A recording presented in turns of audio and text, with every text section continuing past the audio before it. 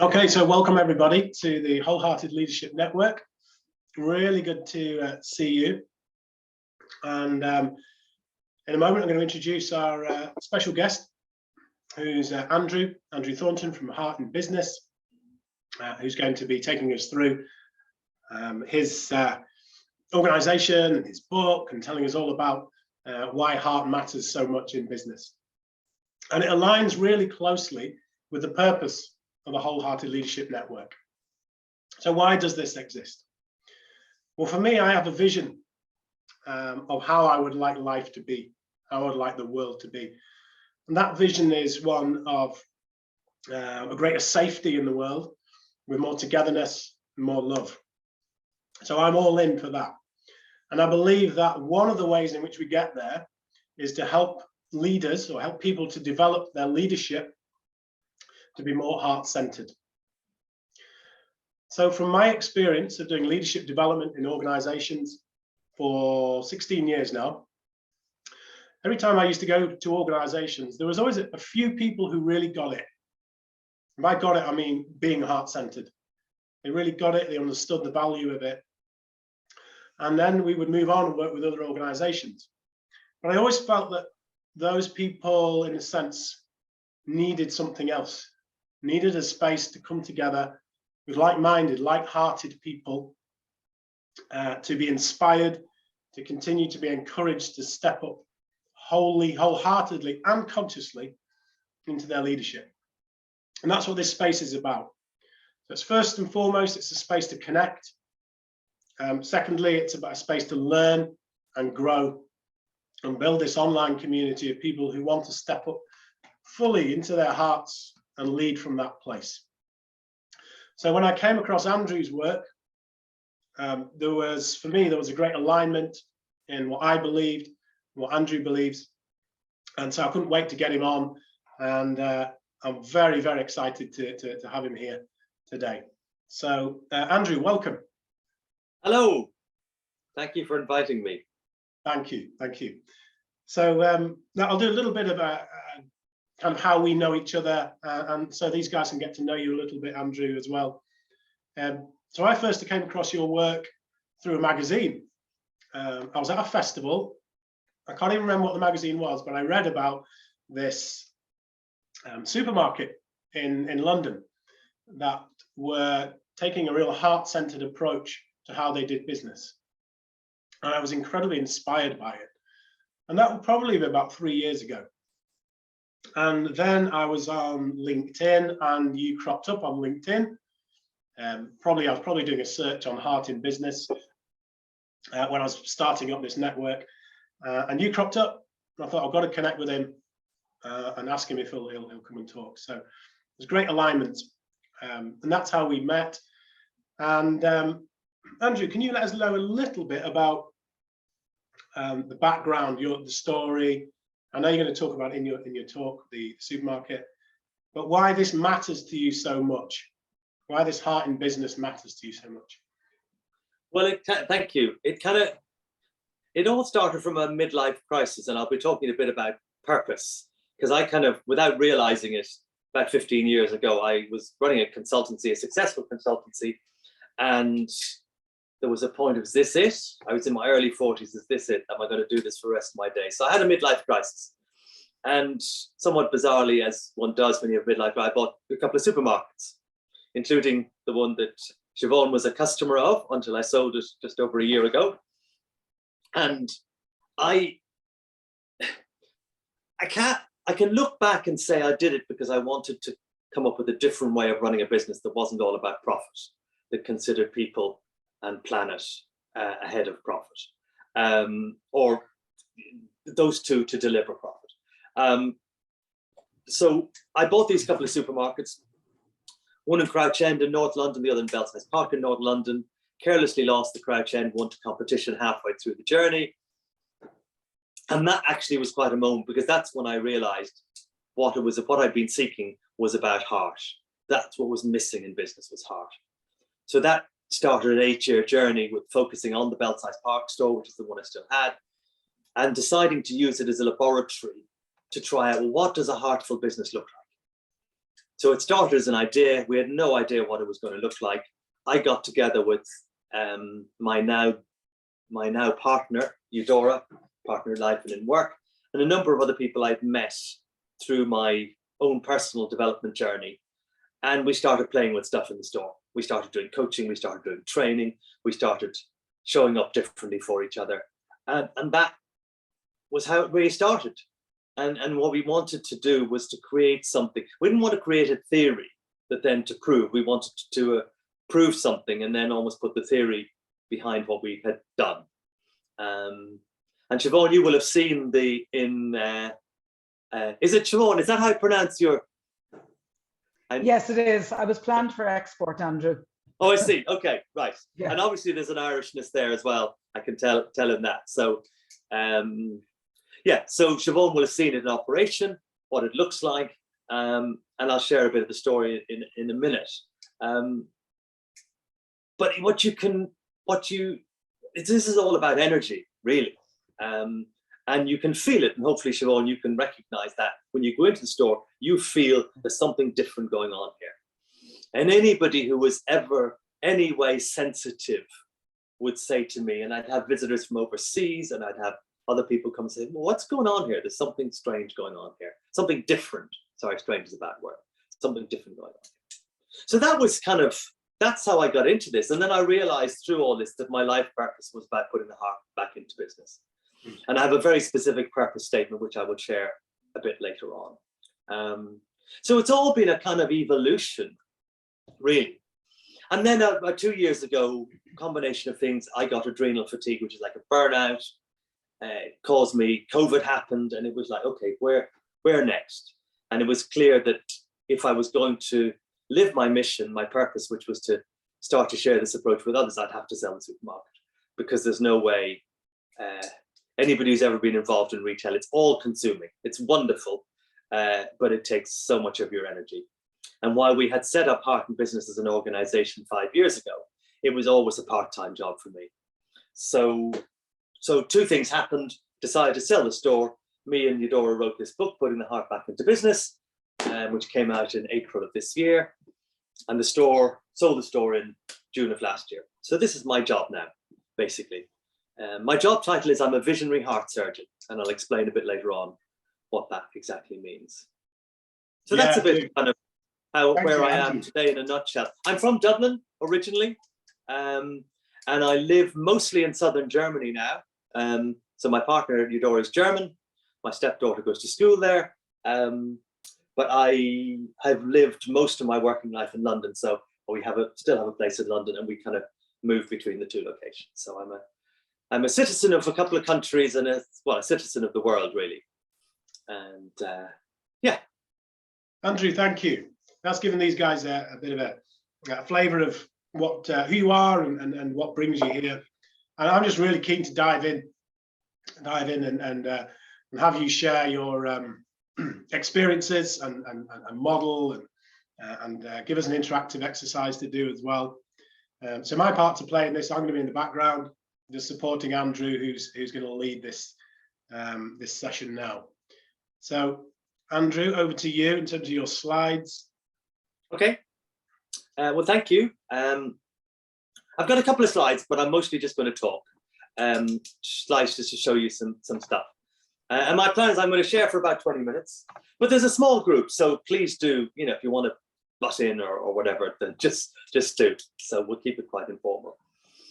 I guess my headline on this is that we are, I think, in the most challenging time any of us have ever experienced.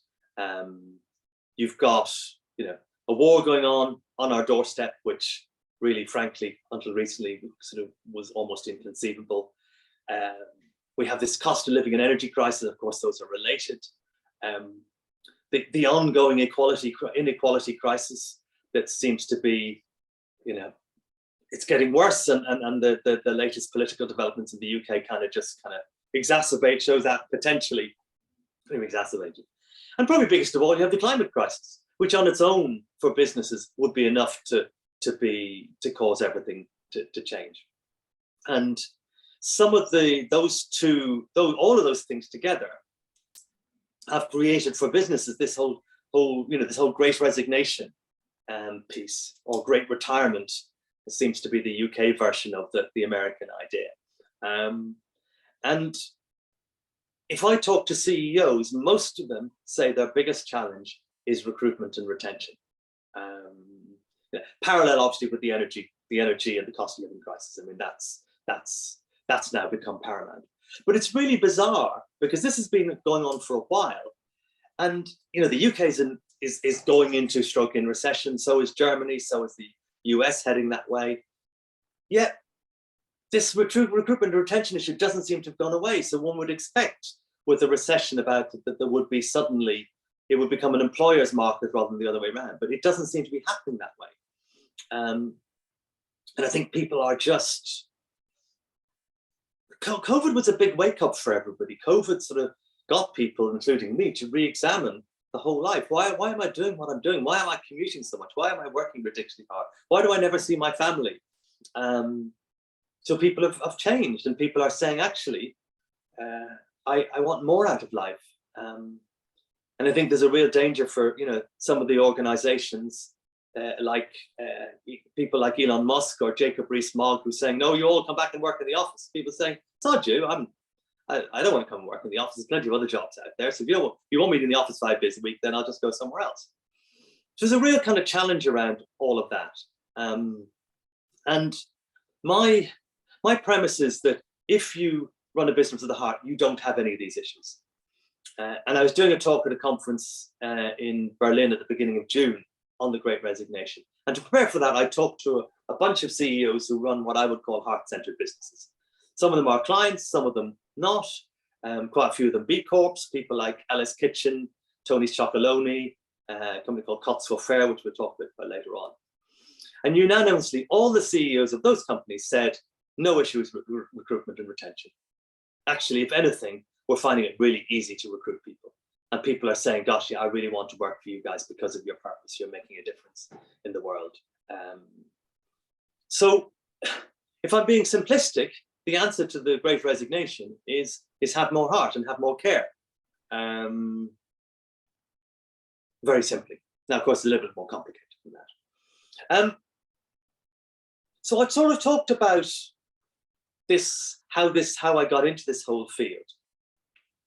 And you sort of say, well, what is a heart-centered business? Well, in simple terms, it's one where people can be themselves, wholly themselves. So reflect on a moment in your working life where you'd love to have said something and you sort of, anybody relate to this? Where, yeah, this is what I really want to say, but actually I'm not going to say this because it's not going to go down very well. Anyway, I've had moments in my life when that's happened. And that is, yeah. And if I had 5 hands, I would put 5 hands up. And that immediately says you're not in an environment where it's safe to be fully yourself, because you're taking a judgment that is not safe. And this issue of psychological safety is one of the most critical premises to having a heart-centered business. And the definition of psychological safety is basically you can say things without fear of it coming back to you be punished for it. So Mark, you could say to your boss something and you know full well that he or she's not going to come and punish you or humiliate you because of what you've said at some point in the future. So, and what kind of bit of psychology for a second. Any of you who have kids or observe kids up to the age of 6, 7, 8, they're running around, they're full of the joys of life. They're all very present. They don't have all these, they're just really present. And what happens is parents, teachers, bosses slowly start to shut people down by comments like, oh, big boys don't cry, or don't be sad, or don't be angry. And we start putting things, there was an author who wrote a book who said it was like a big black plastic sack and you put stuff in the sack. So you put don't be selfish, you put that in the sack. But actually selfish, the other part of selfish is self-care. Okay? So when I was my grown-up sons were young, one of the things I did that was selfish is I made sure I went running off to keep fit, to be a good parent. then that could be defined as selfish, but actually it's also self-care, because my wife could have said, well, actually, hold on a second, I've been minding the kids all day while you've been out of work, and now you're going out running. So we put these things in our sack, and this sack is leaky. So, the stuff, resentments come out and so on. So a lot of what the heart work is about, trying to uncover your wounds of your childhood, what happened all the way along through life, and being willing to recognize it and to see how that impacts your behavior.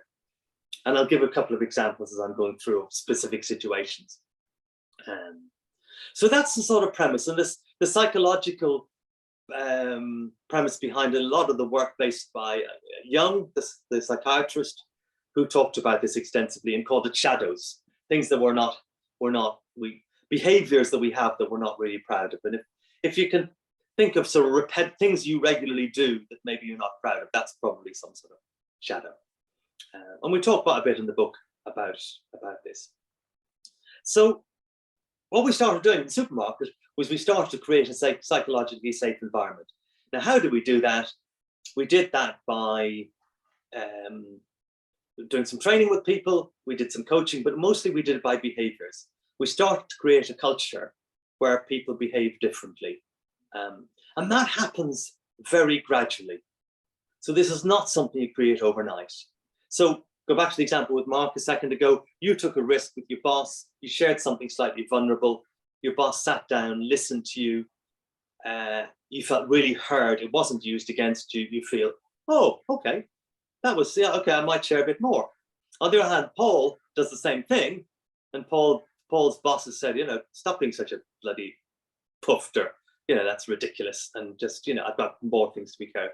Or they carry on. So Paul is trying to share that he's having some real issues with his marriage and his home, and he's really struggling, while the boss, me, is sitting there sort of half looking, half typing on his computer. Yeah, so Paul is never going to open his heart again. So that's, and you create it so gradually. And in Siobhan, in the back of the supermarket, you won't have seen, there was a little tiny box room. It was barely enough room for like 3 people, no windows. It had, I'd been in India on a sabbatical and ended up painting this huge painting, which turned out to be a heart. I didn't start out with that. And when I came back from India, it fitted exactly on the wall in this room. And that was called the heart room. And the amount of tears that were shed in that room were really amazing. And that, when someone will cry and be held in crying by somebody else, it creates an incredible bond between people. So that's what we started to do. So over a period of 7 or 8 years, we slowly started to get people to open up. So let me give you a great example. We started coaching people, and we very quickly realized that if you want to internalize this, you can't be relied on external people coming in. So my Heart and Business colleagues coached some people in the store to coach other people. So we had internal coaches. And there was one session, and one of the things we do is an exercise called an inflow exercise, which is a very simple, imagine a 2x2 matrix. And one axis is what I love doing, the other is what I hate doing, on the other side is what I'm good at and what I'm not, I'm poor at. And one of the coaches was doing this with a colleague who ran the fruit and veg department. And you fill in the sort of thing where you spend your time. And the aim is to try and move your life so that you're all in the top right-hand corner. You're spending your time doing what you love doing and you're really good at doing. And in store, we did that as groups. So we reorganized responsibility. So what's the point in if I'm really poor at admin, keep on telling me in my appraisal every year that you're poor at admin, you need to get better. Far better that Siobhan, who's really good at admin, does my admin, whereas the things that she's not really great at or love doing. So we did this exercise, and Seelan, who ran our fruit and veg department, and Siobhan, you will know what our fruit and veg department was like. It came out through all this, he loved building things. And his coach at the time said, okay, and they got into a discussion about doing this at work. And what transpired is that very early in his career, when he worked in I think Thornton's Budgets, long before I opened it, he built this display in the store. And his boss came past and said, "What's that? That's a pile of rubbish. What have you done that for?" And immediately he shut down. So he realized that actually that 30-second comment, and that boss of his will have forgotten that comment within a minute of saying it, but he actually fundamentally impacted Seelan's life.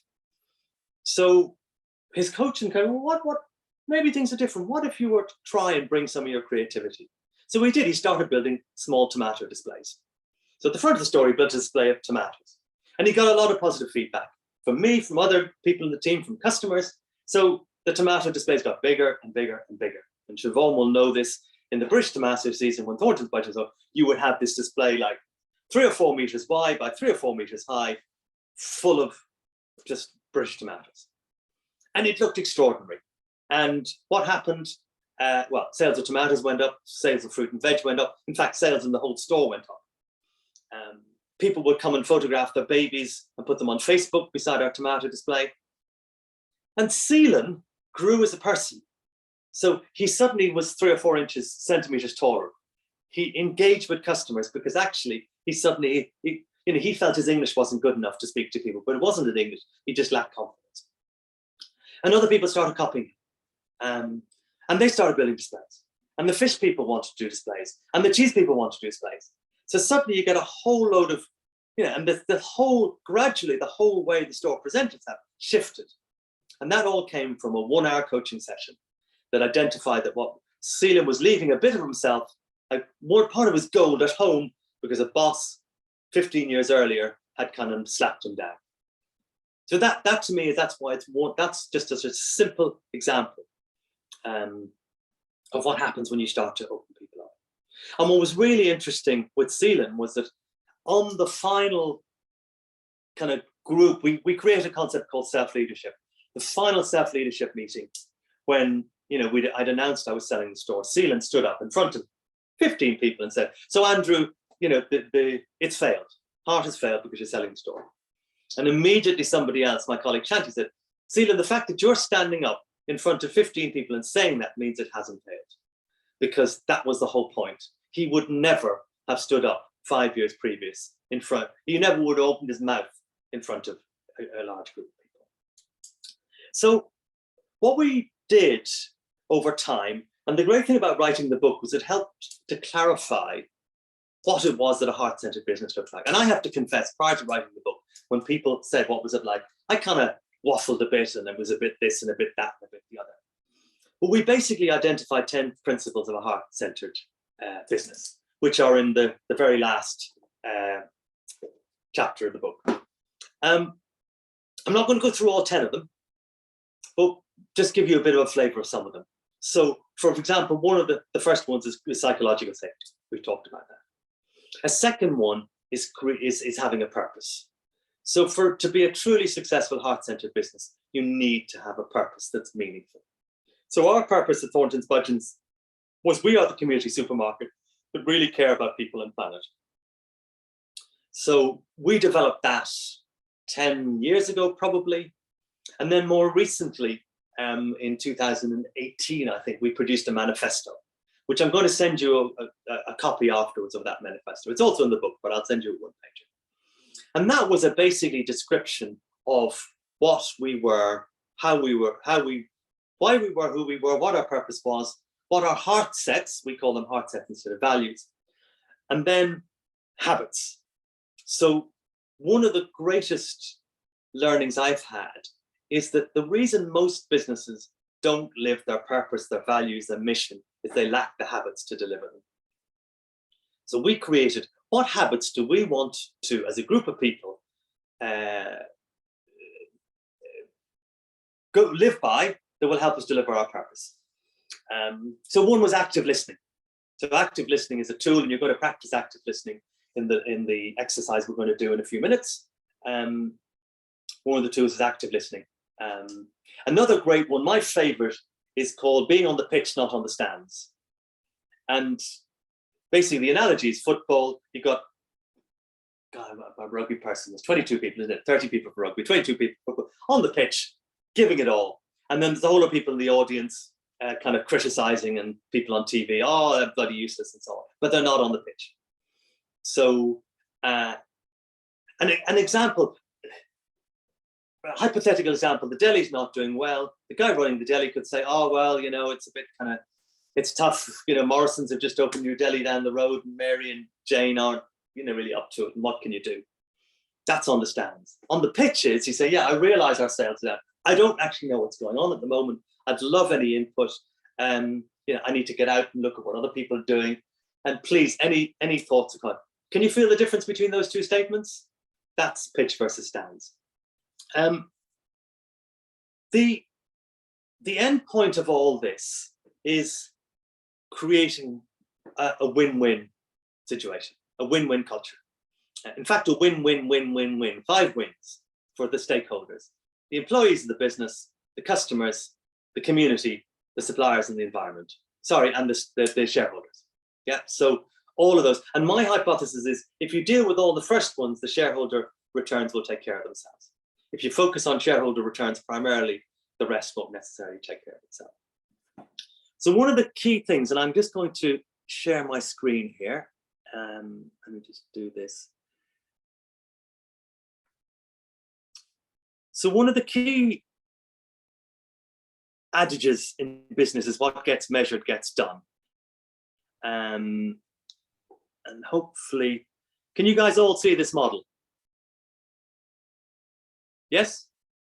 Yes, can see that. Yeah, okay. Yes. Yeah, great, okay. I can now only see Tim because I'm sharing my screen. So, so we set out to say, well, you've got to be able to measure this. And we discovered, came across an organization in Switzerland called Being at Full Potential, who had a model for measuring human potential. So we started to use that in the supermarket, and we started to measure how the various changes we were making were impacting the business. And for example, one of the relatively early measures we had, we did a comparison between our store and another budget in a place called Islington, which is a really good, well-run store, comparable in so many ways. And we found out we were using 8% more of their human potential than they were, and our sales were 10% higher. So there's a direct correlation. But developing it further, having written the book and done all the research, Shona, we're using the raw data from this model, which you get through completing a 20-minute online survey, which anybody who is interested, I'm going to give you a free link to allow you to do that. And we have turned that into the components of a heartful business. So what you see on the screen is a measurement that we can do for an organization, a team, or even an individual. And what we're saying is that there are basically three components, to creating a heartful business. Now, the win-win culture in the middle is the end result. Okay, so this is dummy data. So this is saying that this business here is scoring 77 in terms of win-win culture.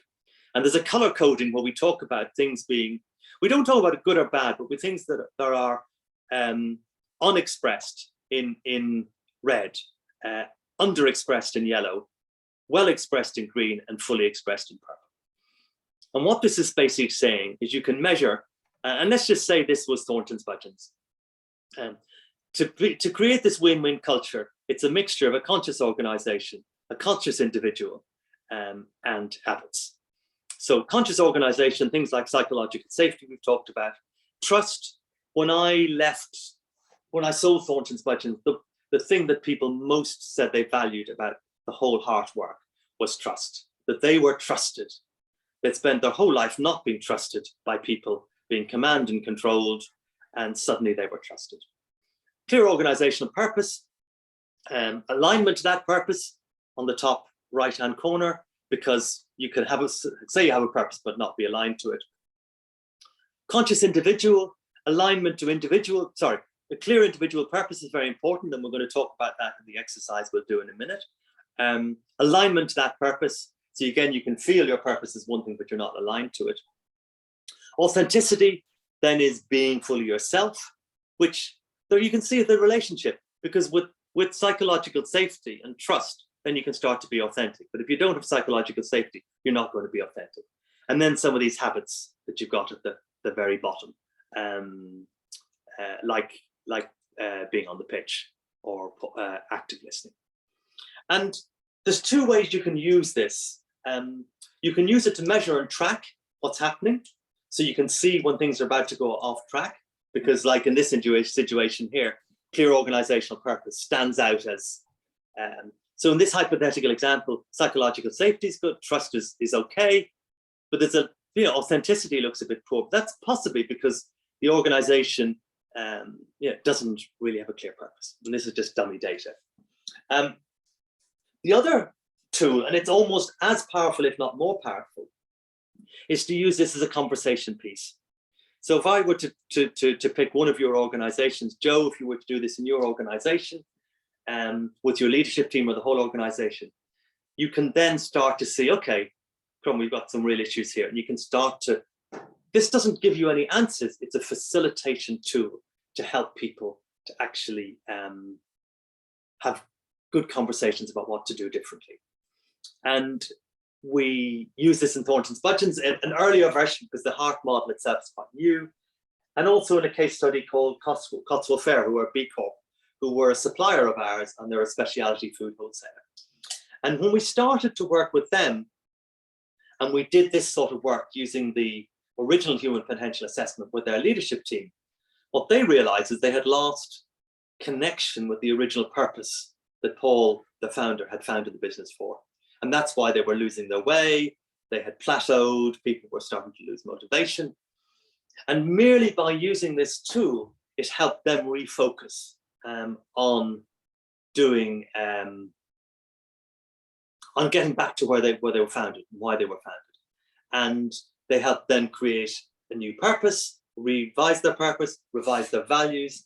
And then the whole leadership team went on our training, our stepping into your authentic leadership training. So they gradually start to open their hearts. And just to give you a bit of a sense on performance, this is a snapshot of their performance between 2020 and 2022. Don't worry too much about the detail. The key two numbers on this is their sales over that period doubled. This is the food business, okay? So food is a very mature business. Food business don't double in sales very easily. And the bigger thing is the profitability. You can see the percentage increase in profitability, which actually led to a 5-fold increase in profitability over the period of that we're looking at here. And that is based on effectively them doing all the things we're talking about in terms of their being more heartful.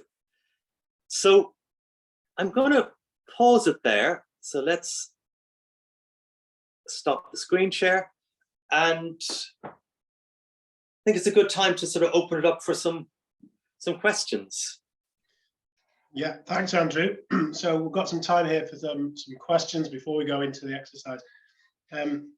So if you've got a question, if you just want to raise your hand, digitally raise your hand, and I'll bring you in, or type it into the chat box. Questions or comments? Mark. Thanks, Andrew. It's really, really interesting. In the organization I'm in, I think we tend to pride ourselves on a very similar approach. We use different terms for different things, I suppose, but ultimately the purpose seems the same. But I do find, and I don't know how to tackle this, there might be pockets of heart in a business, and then other aspects of the business aren't just like that in any shape or form. And then those two things are jarringly in conflict with one another. How does a whole business arrive at being heart-driven? Because the CEO or the leader or the founder wants to do it. Ultimately, you can, I have seen this so many times, Mark, you can get pockets, you can achieve amazing things in divisions, in teams, but ultimately to really work, the CEO has to buy into it. Because then they will say, right, this is the culture of the business. Now, you can start it in a division. So if you're involved in a division of your organization, Mark, you can start it and you can really do this sort of stuff and you can show to people, wow, what's happening here? And people start to get curious. But ultimately, until the leader, whoever that person is, and alas, we still are very much in a hierarchical world where there's the leader. If the leader buys into it, then so Cotswold Fair is a great example.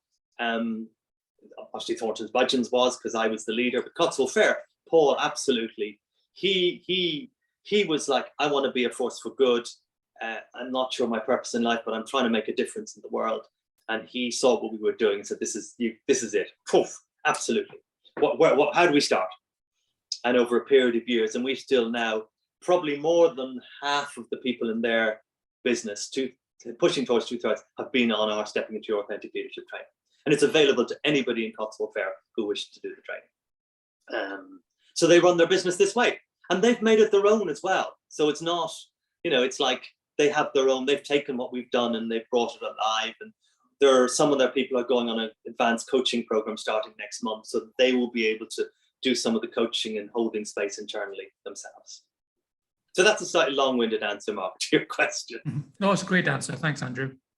Thank you for that question, Mark. And just to follow it up, Andrew, thanks for the great response.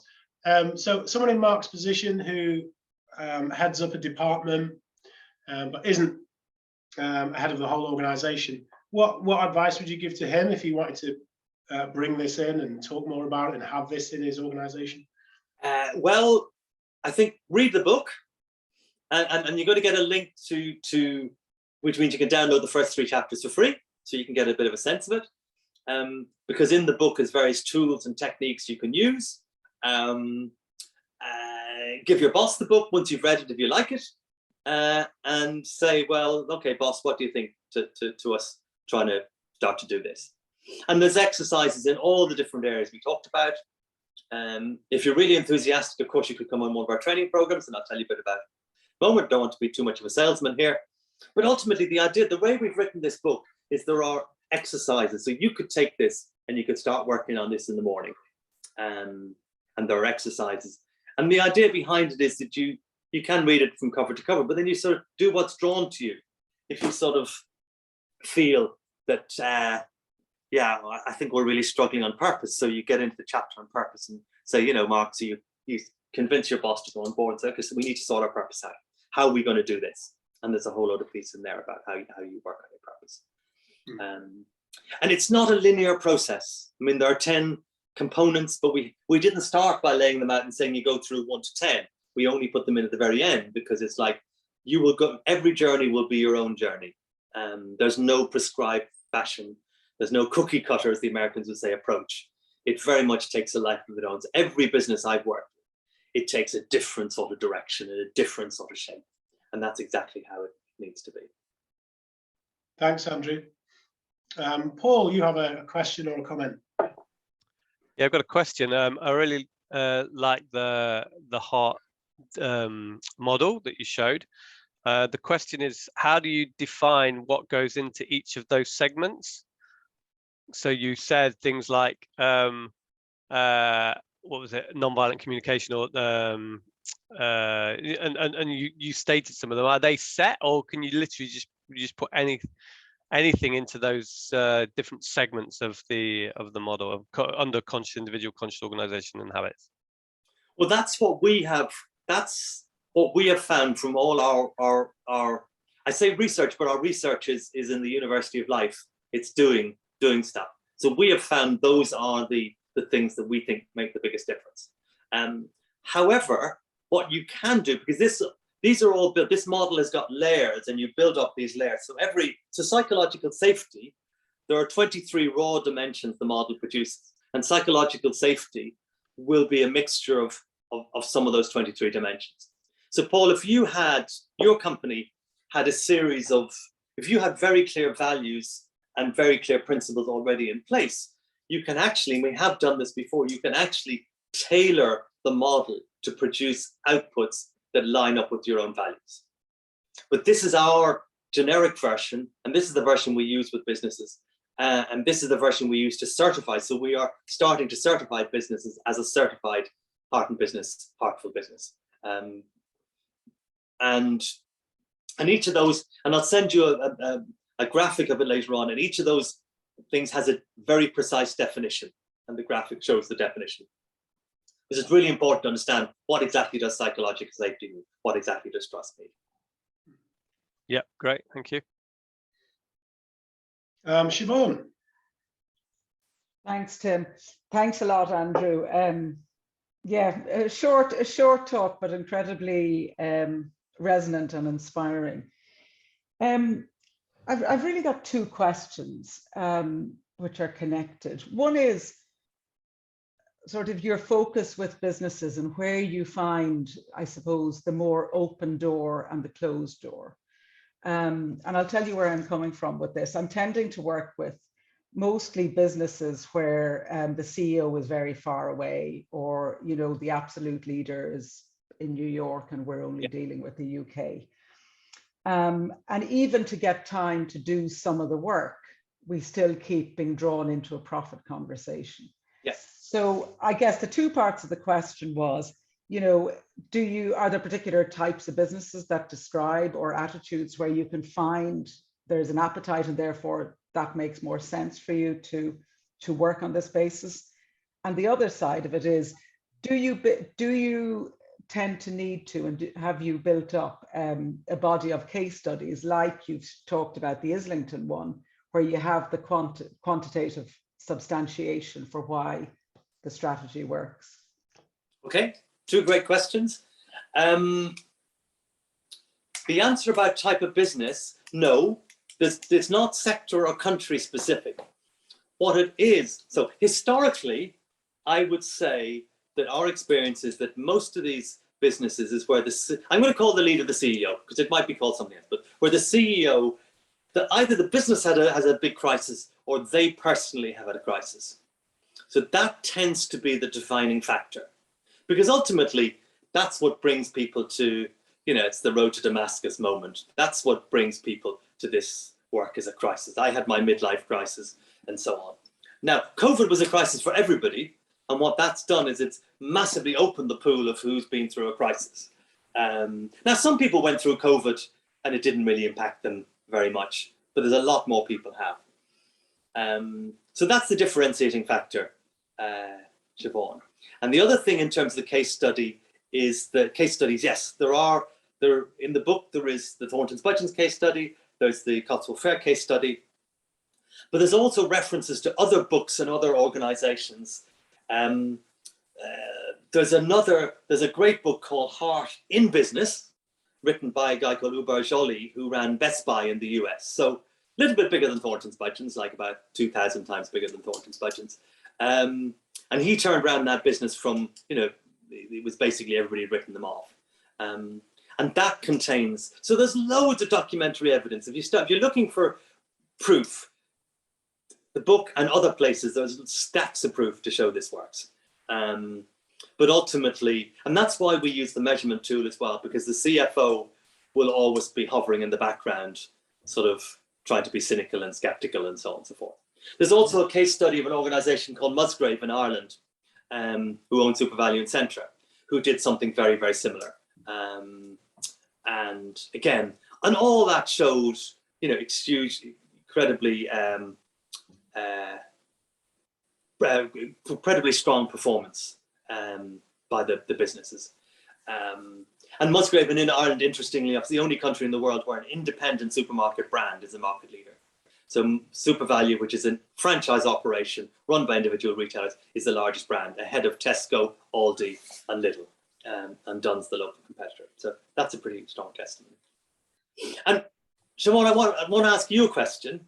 So, and I know we're going to move on in a second, but you were a customer in the store. If you were to say two things you noticed that made the store different, what would they be?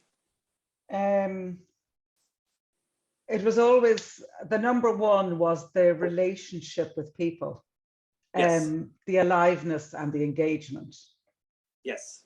So when I went to any counter, I always had an experience of a connection. I mean, I've moved away 10 years ago, and I can remember your fish man very well for the dialogue we had.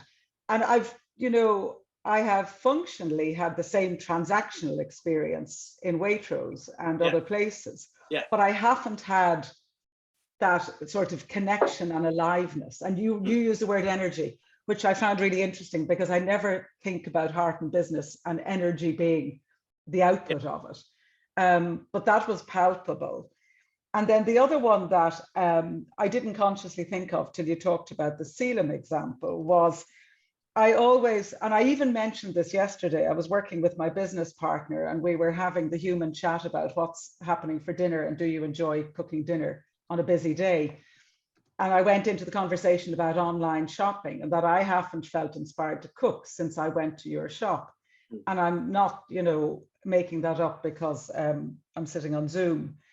And that was a very different thing. And I am quite sure that translated to spend. I know that on a personal basis. Yeah. Because I know I, you know, in many times paid a price consciously for that and felt that worthwhile.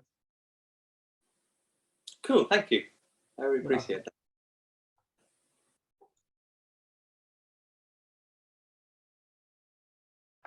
Thanks for the questions and the comments. And I think we're about ready, Andrew, are we, to go into the exercise? Yes, we are. Right. So this is on personal purpose. And I am going to introduce you to a technique called a holistic inquiry. So one of the things that we don't do in the world, we don't listen. And because we don't listen, because nobody's listening to us most of the time, we don't get to fully express ourselves. So this exercise, you are going to be put into pairs, and Tim is going to pair you. And I think 1, 2, 3, 4, 5, 6. There's 6 people, so that worked out perfectly. Otherwise, I was going to join in one of them. What you're going to do is you are going to, and you're going to have, yeah. So we're going to start. So I'm going to assume Siobhan and I are in a pair for a second. In fact, no, Tim and I are going to demonstrate. Nearly forgot about that. So Tim and I are in a pair. So when you go into your chat room, just very quickly establish who's going to go first. And to make it fun, let's say the person with the most hair goes first, okay? So between Tim and I think Tim wins that one. Just about, it's pretty marginal. So Tim is going to go first. So Tim is going to ask the question. Tim is going to ask me the question, Andrew, what is your life purpose? Okay, so we're going to demo it in a second. And Tim is going to ask me that question, and I am going to answer that question. Tim is not going to say anything at all. He's just going to listen to me. And if I run out of things to say, he's going to say, Andrew, what is your life's purpose? Please don't resist the temptation to chat about it, because the reason this technique works is that by being allowed to speak, I give you a first layer. And then Tim asks me again, and another layer. And you keep going deeper and deeper and deeper and deeper. And you start getting to something you wouldn't ordinarily get to. So at the end of 3 minutes, watch out on your screen. Tim will say, please swap over. And at that point, I'm then going to ask Tim, what is your life purpose? Okay. And when Tim stops, you're going to leave a bit of space. Don't bounce in with the question again. But when there's a respectable amount of silence, I'll ask Tim again, Tim, what is your life purpose? Okay. Then there'll be another thing that says swap over, which means you go back to the original pairing. So Tim will ask me the question. So you're both getting 2 rounds each of doing this. And because of timing, we adjust the timing slightly. It'd be 3 minutes each round. Tim, yeah. Is that clear, guys, women, men and women? Is that clear what you're supposed to be doing? Hi, Roland. Nice to see your picture, your face there. Okay, so please just to follow that format. And what you're going to do at the end of this is you're going to get a couple of minutes to just journal your thoughts while they're fresh. And we'll do that in the main room. So basically, Tim, can you put people into the groups? And we're going to see you in 12 or 13 minutes. Sure. Just give me a moment, folks. Just going to do that manually. Make sure Andrew and I don't go in there. Did you say, are you going to give us time warnings, or do we need to? We are. It'll come up on the screen. So just to reiterate, choose who's got the longest hair goes first. You start the questioning, and then watch the screen for the swap overs, and swap. Okay, and it's 3 minutes each. Yep. Yeah, so I'm going to give you a little bit of grace on that just to get you started. So let's go 14 minutes for the whole thing.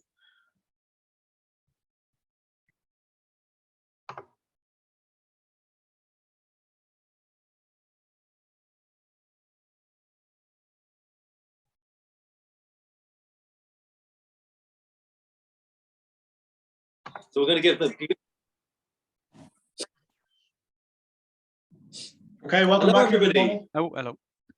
So before we do any talking, you're going to have 3 minutes. So can I give you? Suggest you take 3 minutes. Right, there's a bit of an echo going on here. To just write down. You've got 3 minutes. So we're pen and paper, hopefully, and just write down what you learned from the exercise, the things that came up, because it's fresh in your mind. You want to do it now, not to do it later on. So we're just going to stay in silence for 3 minutes while you do that.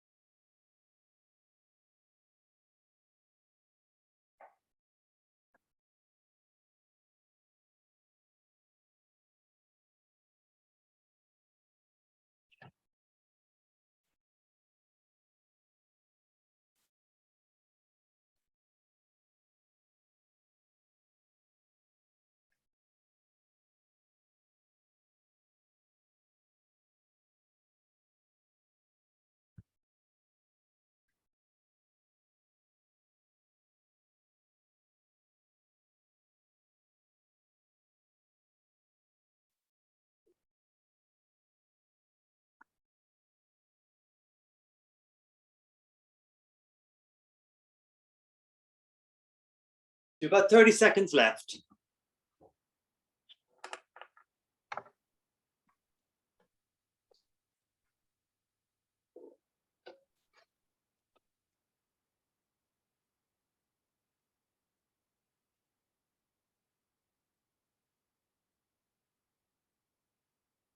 If you want to bring that to a close,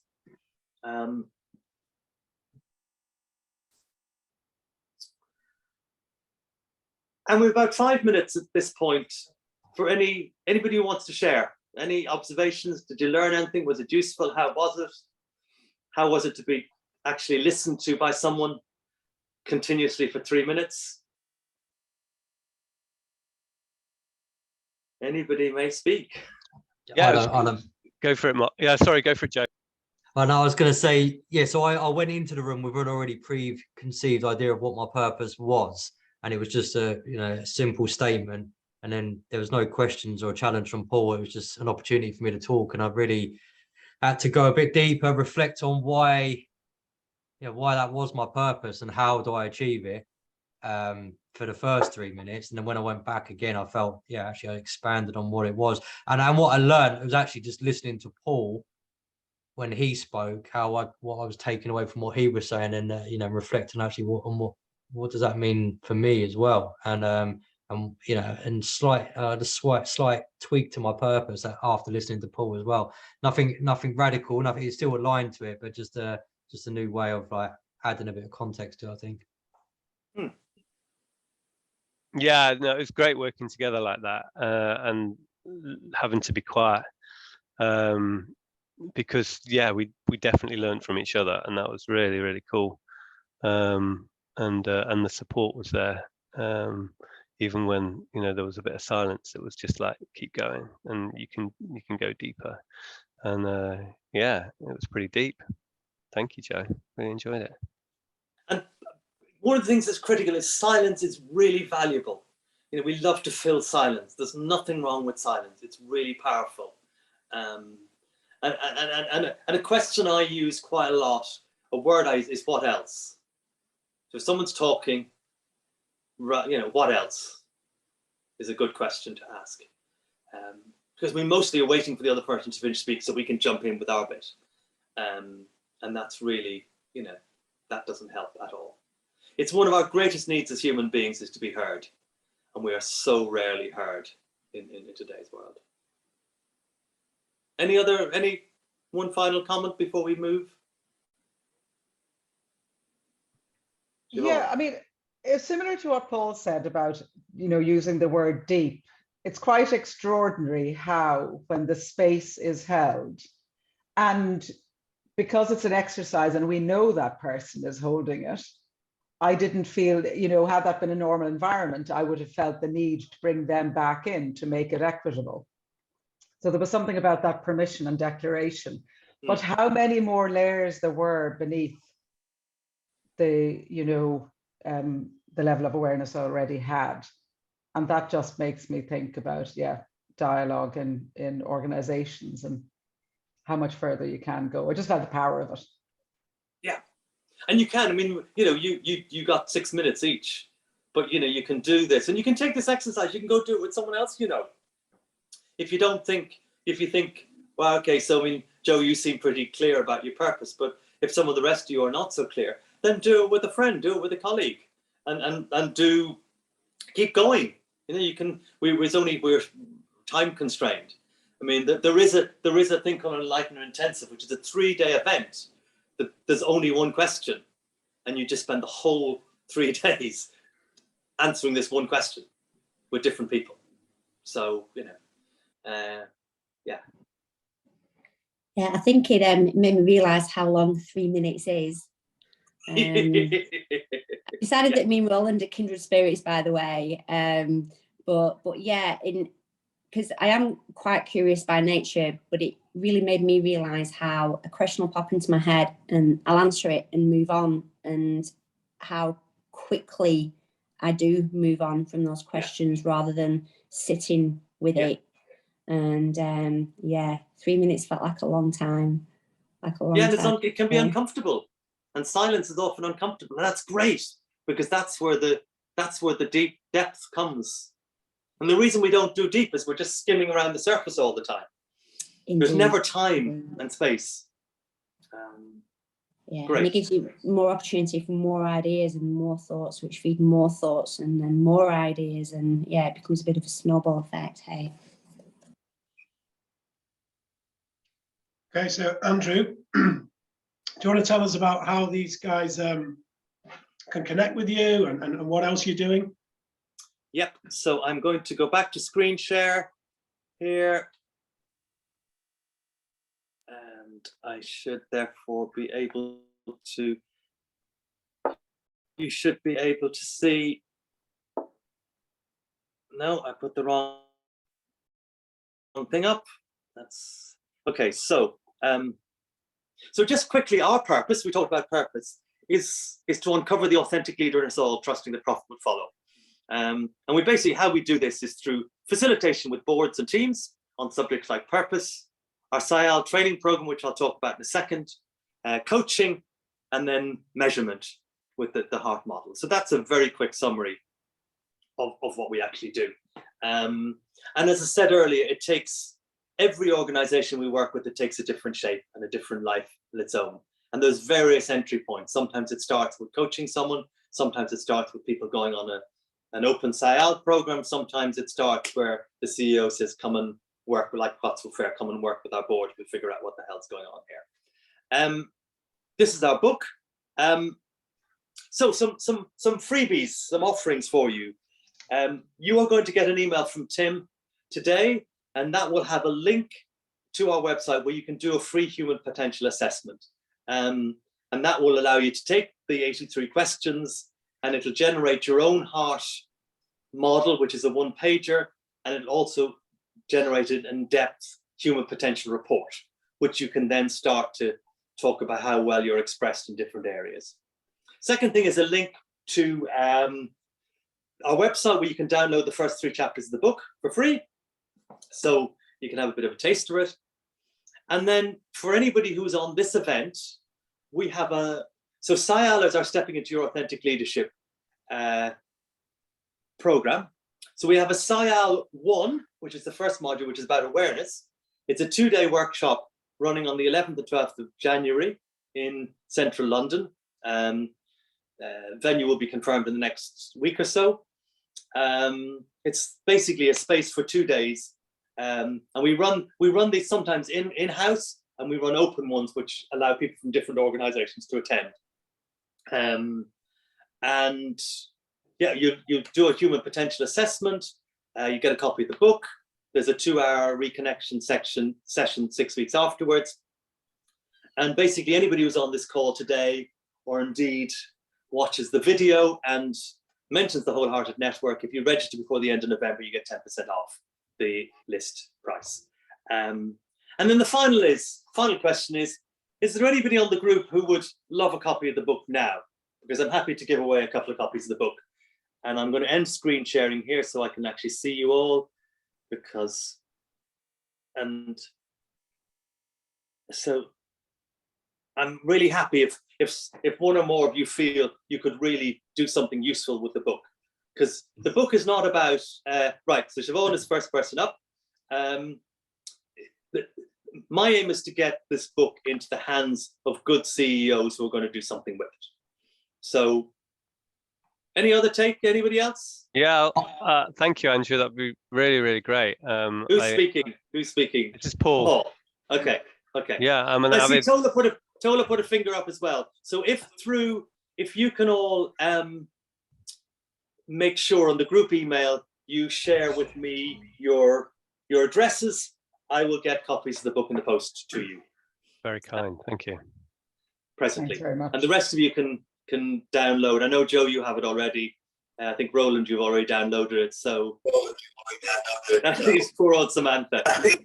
Samantha, would you like a copy? I didn't realise you already had it. But yeah, if you don't mind, Andrew.